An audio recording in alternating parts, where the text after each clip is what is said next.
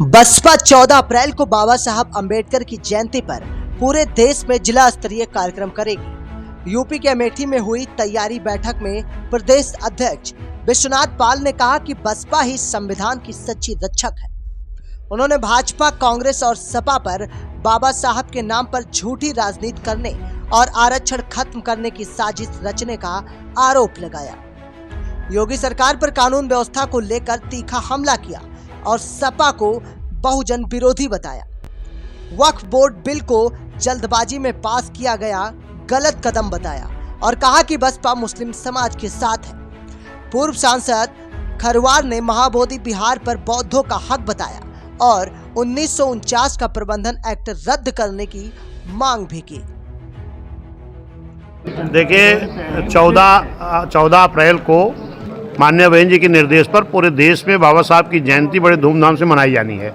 उसी कड़ी में अमेठी में भी बाबा साहब की जयंती मनाई जाएगी। स्थान यही रहेगा, ये कान्हा मैरीलैंड, और इस जिले के बहुजन समाज पार्टी के तत्वाधान मनाई जाएगी।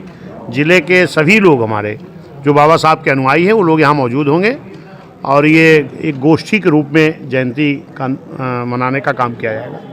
और उसी कड़ी में जो माननीय बहन जी के द्वारा पिछड़ा समाज जोड़ने के लिए भाईचारा संगठन बना है, जिसके संयोजक हमारे यहाँ के रमेश मौर्य जी हैं और विद्यासागर गौतम जी हैं।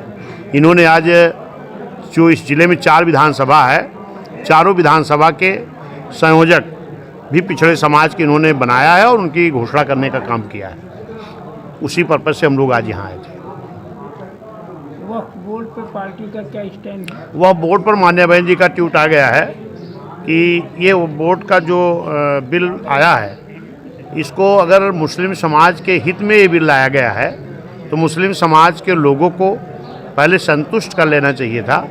इतनी जल्दबाजी में ये बिल नहीं लाना चाहिए था। लेकिन अगर आ भी गया है तो हमारी नेता माननीय बहन जी ने कहा है कि अगर कोई भी अन्याय वो बोर्ड के माध्यम से, जो इनका जो बिल आया है ये पास जो हो रहा है, इसके माध्यम से अगर कोई भी अन्याय होगा तो मुस्लिम समाज के साथ बहुजन समाज पार्टी पूरी मजबूती से खड़ी मिलेगी।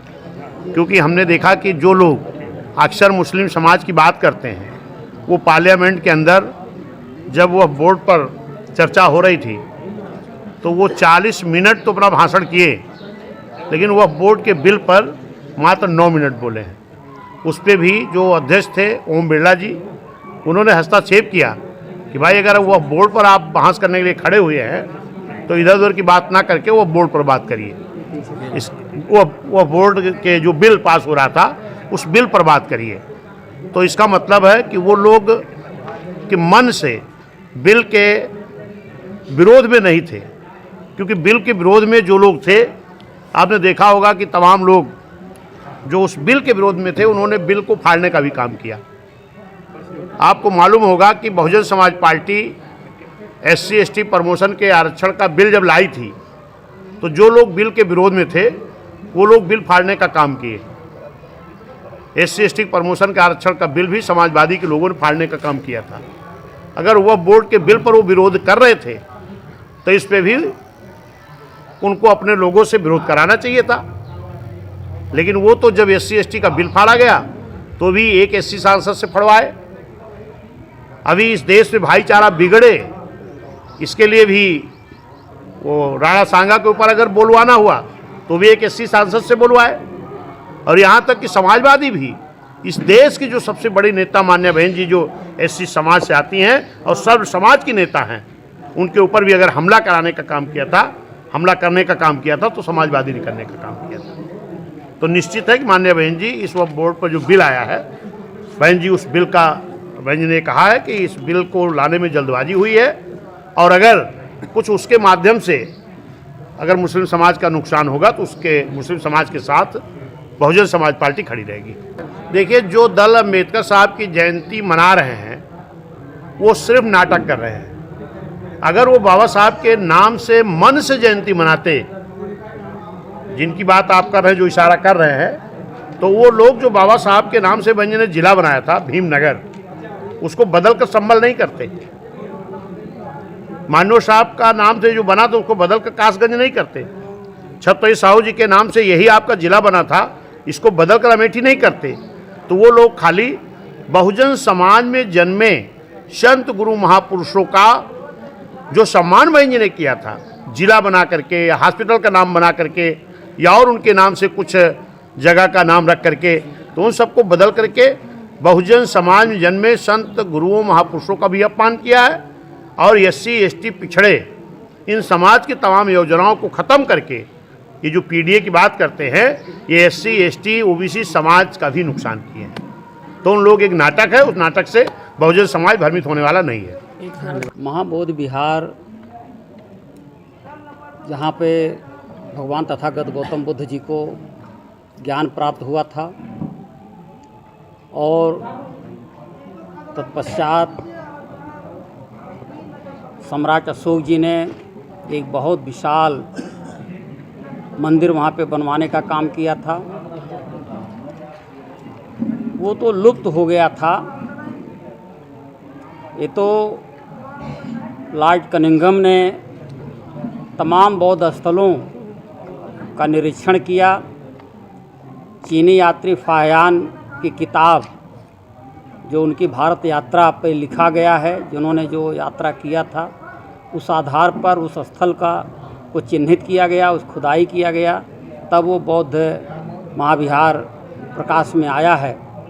और सब जगह पे इस देश में तमाम बड़े बड़े मंदिरों में जो मंदिर हमारे राजाओं महाराजाओं ने बनाया था, उन मंदिरों में तथागत गौतम बुद्ध जी की प्रतिमा है, लेकिन उसको ढक करके, पोत करके, गेरू और सेनूर लगा करके उसको तमाम देवी माई और भूत माई, पतान माई क्या क्या बना करके पूजा करने का काम करते हैं। रही बात बौद्ध महाविहार बोध गया को,